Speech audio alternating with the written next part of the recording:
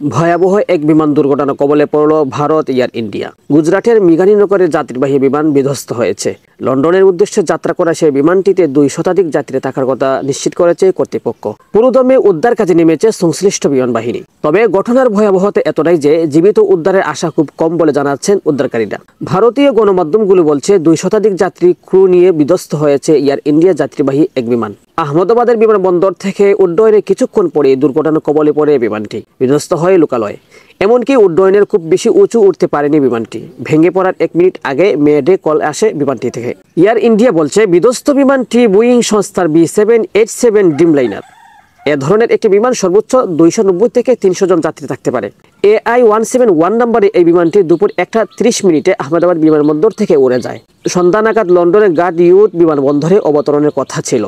তবে উড্ডয়নে কিছুক্ষণ পর ভূমি থেকে 600 ফিট উপরে ওঠার পরই রাডার থেকে বিচ্ছিন্ন হয়ে যায় বিমানটি। বিধ্বস্ত বিমানটিতে 230 জন যাত্রী, 2 জন পাইলট ও 10 জন ক্রু ছিলেন বলে জানিয়েছেন স্থানীয় কর্তৃপক্ষ।